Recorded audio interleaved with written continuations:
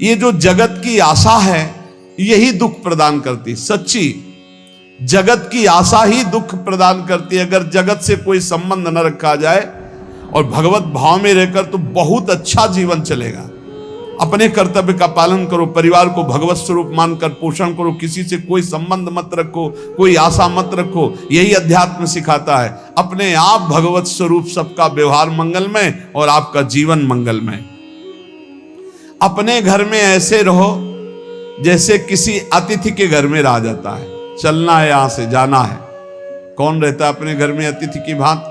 भगवान का भक्त। जाना है यहां से, अपनी प्रिया प्रीतम के पास जाना। ये हमारा घर नहीं है, यहां तो हम समय व्यतीत कर रहे हैं, अपनी आयु व्यतीत कर रहे हैं भगवत आराधना करते हुए। हमें जाना है प्रिया प्रीतम के पास। वास्तविक घर भगवान का धाम है हमारा। वास्तविक घर वाले प्रभु हैं हमारे, जो नित्य सच्चिदानंद भगवान के चरणों में अपने चित्त को समर्पित करता रहता है। उसको यह अनुभव होने लगता है कि बड़ी कृपा है हमारे ऊपर भगवान की, बड़ी कृपा है हमारे ऊपर। सर्वसमर्थ परम सुहृद भगवान ऐसे भक्त के ऊपर हर समय वरद हस्त रखे रहते हैं। ये केवल प्रवचन नहीं, सच्ची बात मानिए। ऐसे भगवान का वरद हस्त हर समय रहता है। जब भगवान की छत्र छाया में भक्त अपने को देखता है तो आसपास घोर विपत्तियों का भी समुदाय हो तो भी वो आनंद में मगन रहता है। हर हालत में आनंदित रहना ये भक्त का स्वभाव है। भगवान ऐसे भक्तों को प्यार करते हैं जैसे कछुआ अपने अंडे को बाहर रख आवे और रात दिन उसका चिंतन करे। जब भक्त भगवान को समर्पित होता है तो भगवान रात दिन उसकी ऐसे चिंतन सुरक्षा करते हैं।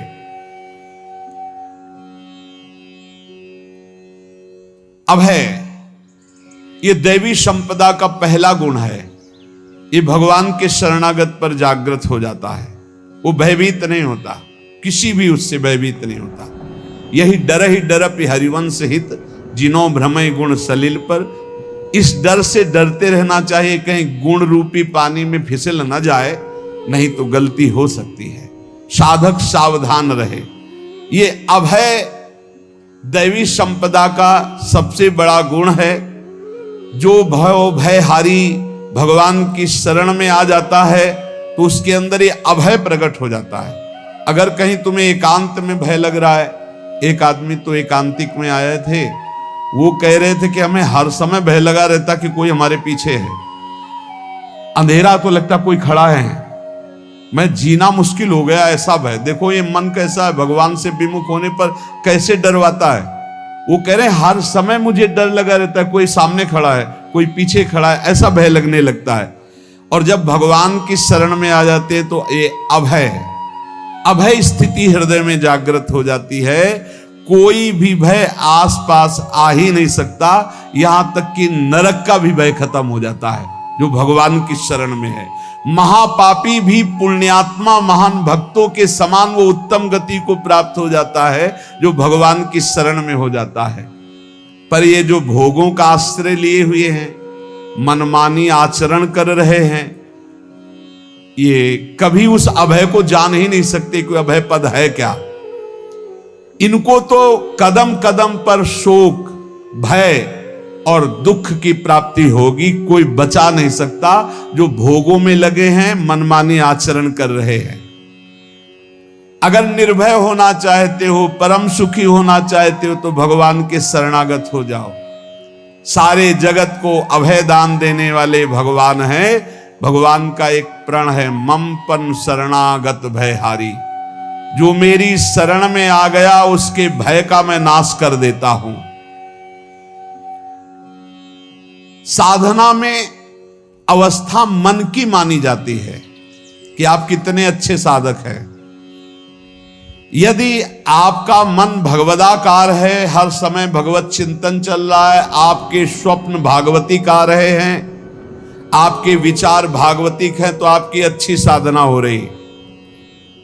और यदि आपके स्वप्न गंदे आ रहे हैं क्योंकि स्वप्न में मन का ही सारा खेल होता है और आपकी चिंतन वृत्ति वासनात्मक चल रही, तो अभी साधना का प्रभाव मन पे नहीं पड़ा है। जिसका मन हर समय भगवत चिंतन करता रहता है, वो जीते जी जीवन मुक्त हो जाता, अनुभव होता है। जैसे किसी ने कहा कि हमें कैसे पता चलेगा कि हमारा काम हो गया है, तो जैसे आप भोजन पा लेते हैं तो किसी दूसरे से गारंटी थोड़ी लेनी होती कि हम छक गए हैं क्या, आप जरा बताना हम छक गए हैं क्या। नहीं, अपने हृदय में आ जाता है कि अब मैं तृप्त हो गया। ऐसे ही अपने हृदय में आ जाता है कि मेरा काम हो गया, अब मेरा जन्म नहीं होगा। ये हृदय में आ जाता है, अपने आप अनुभव में आ जाता है। जब स्वरूप बोध होता है तो किसी और से सलाह थोड़ी लेनी होती है, वो अपने आप अनुभव में आ जाता है। हाँ, यदि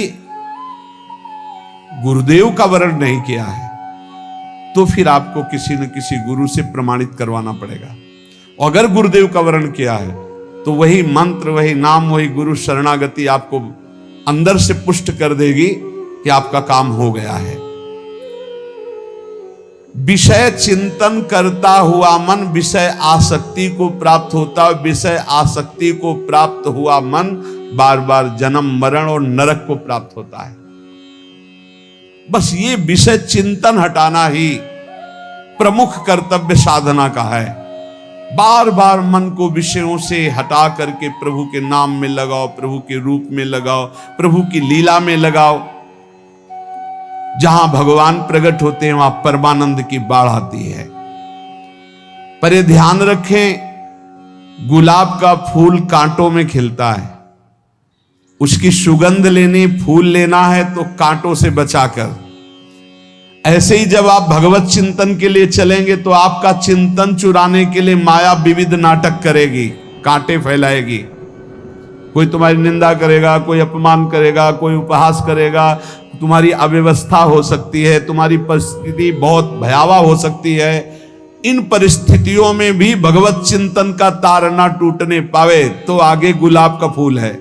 जैसे कांटे से बचाकर गुलाब का फूल लेते हैं और भगवत अर्पित करके सौरभ का सुख लेते हैं, ऐसे ही भगवान के प्रेमानंद का अनुभव करने के लिए संसार के कांटों से बचना होगा। और खिलेगा यही फूल संसार में ही, मनुष्य देह में, और योनियों में नहीं। भगवत प्राप्ति स्वर्ग में नहीं होगी, इसी मृत्यु लोक में होगी। पहले मन नहीं लगता भगवत चिंतन में, भगवत चिंतन जबरदस्ती करना पड़ता है। भगवत चिंतन जे ही प्रारंभ करोगे ते ही बहुत बाढ़ आ जाएगी पाप चिंतन की। ध्यान दीजिए, बहुत लोग प्रश्न करते रहते हैं कि हम जब भजन में बैठते हैं तो बहुत गंदी बातें आती, मन बड़ा चंचल होता है, भाग जाता है। ऐसा प्रारंभ में जब कोई भगवत चिंतन प्रारंभ करता है तो उसका मन विषयों में भागता है, गंदी बातों में भागता है। अब लोग कहते पहले तो हमारा चिंतन बढ़िया होता था, अब चिंतन नहीं होता। तो कोई सिद्ध पुरुष थोड़ी हो गए, तुम्हें जबरदस्ती चिंतन करना होगा। जगत के प्राणी में जहां मन जाए तो इसमें भी भगवान, पदार्थ में मन जाए तो उसमें भी भगवान। जहां जहां मन जाए वहां वहां भगवान देखो, या मन को हटाकर नाम मंत्र में लगाओ। ऐसे भगवत स्मृति जागृत की जाती, बार बार प्रयास करना होता है। कई लोग ये प्रश्न करते हैं कि हमसे बड़े पाप हो गए तो क्या हमें भगवान की प्राप्ति हो जाएगी? तो यहां कह रहे हैं भगवान किसी के पूर्व जीवन को नहीं देखते हैं, वर्तमान के भजन को देखते हैं। पकड़ो इस बात को। अगर वर्तमान में आज आप सुधर गए हो, नाम जप कर रहे हो, तो आप भक्त हो। ये गीता जी में भगवान ने कहा, अपिचेत सुदुराचारो भजते माम अनन्य भाग साधुरेव समन्तव्या सम्यक व्यवसिता। ऐसा बहुत दुराचारी पहले रहा है, बाद में उसके मन में आ गया कि भगवान के सिवा हमारा कोई कल्याण करने वाला नहीं, हमारा कोई नहीं। तो भगवान कहते हैं मैं उसे साधु ही मानता हूं, उसे साधु बना देता हूं। भगवान किसी के पूर्व जीवन को नहीं देखते। बहुत बढ़िया बात है। कल तक हम क्या करते रहे भगवान नहीं देखते, आज क्या कर रहे हो ये देखते हैं। यदि आज आप भजन में लग गए हो, अच्छे आचरण कर रहे हो, तो आपको भगवत प्राप्ति हो जाएगी। भगवान ये नहीं देखते कि पूर्व में पुण्यात्मा रहा है कि पापात्मा रहा है। भगवान वर्तमान में देखते कि मेरा भजन कर रहा है, बस इसी से कल्याण कर देते हैं। पकड़ो इस बात को तो कभी प्रश्न नहीं उठेगा कि क्या हमको भी भगवत प्राप्ति हो सकती है क्या। हमारा मन यदि श्री भगवान को चाहने लगे तो श्री भगवान हमारे मन में ही आकर बस जाएंगे। भगवान की रूप माधुरी में मन डूबने लगेगा। यथार्थ सत्य, जो भगवान से थोड़ा भी प्यार करने लगे हैं उनके हृदय में भगवान की उनकी भावना के अनुसार झलक आने लगी है। हृदय में प्रभु के आते ही अनंत जन्मों के संस्कारों का नाश हो जाता है। इसलिए तुम अपने पहले वाले घृणित जीवन को याद भी मत करो और उसको सोचकर जरा निराश भी मत हो। अमावस्या में घोर अंधकार रहता है पर प्रातः काल में अंधकार नष्ट हो जाता है। ऐसे ही नाम का उच्चारण करते ही तुम्हारे जितने पाप अंधकार हो सब नष्ट हो जाएंगे। तुम चाहो कि एक क्षण भी प्रभु को ना भूलो। अब वर्तमान में ऐसी स्थिति बनाओ। जो प्रभु को नहीं भूलने की चाह करता है कि मुझे ऐसी स्थिति प्राप्त हो कि मैं कभी प्रभु को ना भूलूं, तो सच्ची मानो और कोई बात भगवान सुने ना सुने ये बात जल्दी सुन लेते हैं। भजन की मांग करो तो बहुत जल्दी भगवान पूर्ण करते हो। भजन जिसका चलने लगा तो फिर लोकांतर के सारी रिद्धियां सिद्धियां सुख वैभव तो उसके चरणों में लौटते हैं। जब हम प्रभु से प्रभु का स्मरण न मांगकर भोग मांगते हैं तभी हमारा भजन रुक जाता है, भजन नहीं चल पाता। यदि हम प्रभु से केवल भजन मांगे तो विश्वास करो ब्याज में सब हो जाएगा। मूल भजन तो आपका बचेगा ही, ब्याज में लोकांतर के भोग आपके चरणों में लुटते घूमेंगे। आप भजन करके तो देखो। अरे घिघियाने की जरूरत नहीं, किसी से मांगने की जरूरत नहीं, भजन करके देखो सब ठीक हो जाएगा, सब अपने आप बन जाएगा।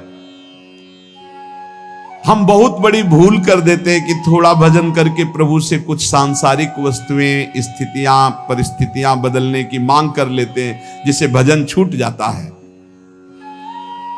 प्रभु की स्मृति इतनी महान है कि जिन्होंने बैर भाव से प्रभु का स्मरण किया उनको भगवान की प्राप्ति हो गई। जैसे कंस आदि भगवान से बैर ही तो रखते थे लेकिन भगवान की स्मृति रहती थी, स्मृति ने उनको भगवत प्राप्ति करा दी।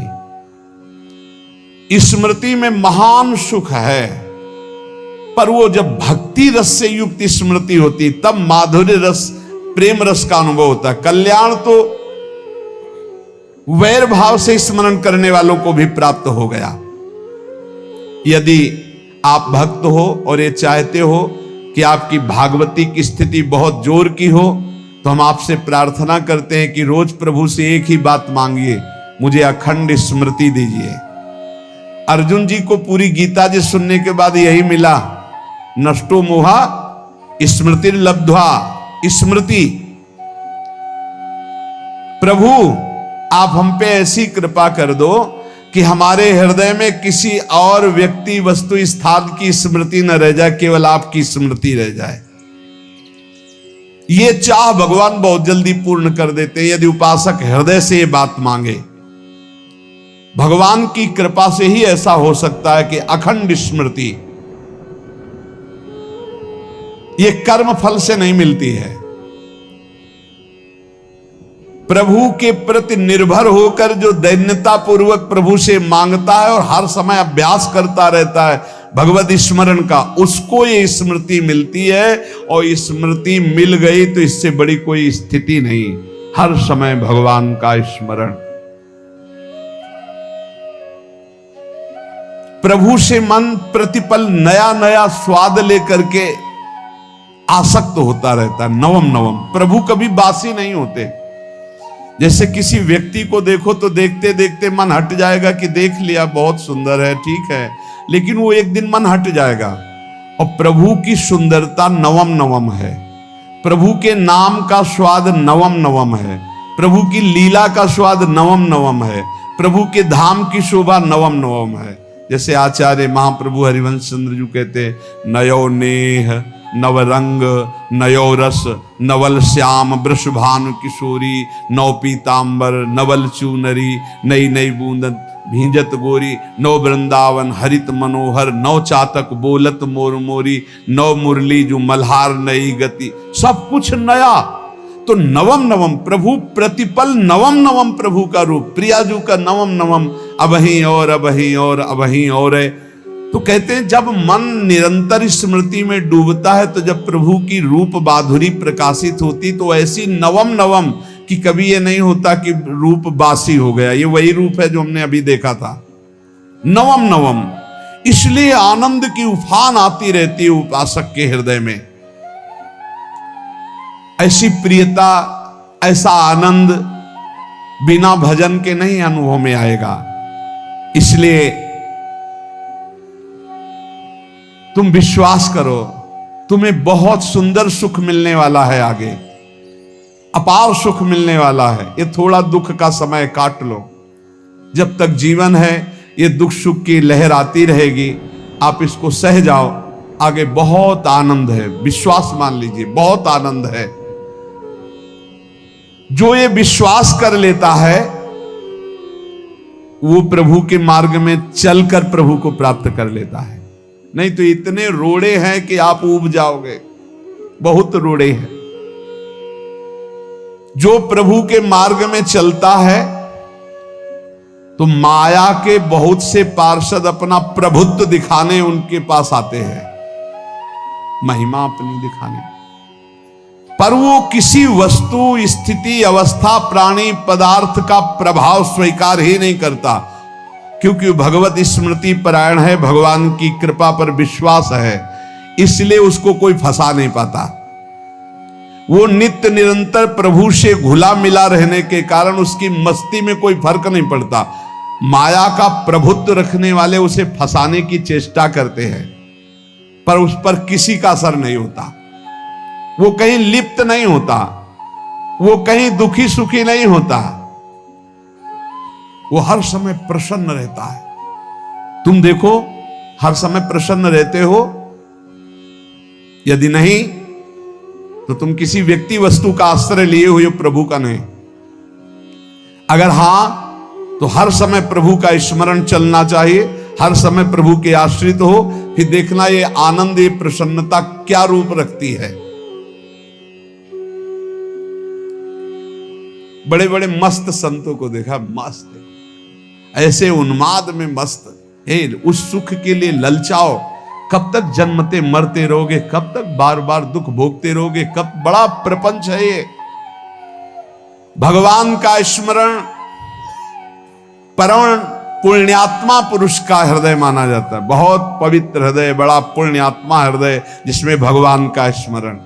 भगवान का विस्मरण पापात्मा पुरुष, भयानक विपत्ति दुर्भाग्य आते हो। सुदृढ़ निश्चय करो, अब हम भगवान के स्मरण में अपना समय व्यतीत करेंगे। मेहनत करो, कार्य करने के लिए कोई मना नहीं, आप नौकरी करो, किसानी करो, व्यापार करो, पर अंदर अंदर भगवत स्मृति ही सबसे बड़ी स्थिति है। अब चाहे हम जीवित रहें, चाहे हमारे मरण जैसी विपत्ति आ जाए, चाहे सब हमसे हट जाए, चाहे सब हमको नमन करें, अब हम दृढ़ निश्चय करके केवल भगवान के स्मरण करते हुए इस संसार के बीच समय व्यतीत करेंगे। अब हम चूकने वाले नहीं, ये नियम लीजिए। चाहे जीवन रहे या ना रहे, चाहे मरण जैसा कष्ट आ जाए, चाहे सब वियोग हो जाए, सब चले जाए, चाहे सब संयोग हो जाए, सब नमन करें, अब हम प्रभु का स्मरण नहीं छोड़ेंगे।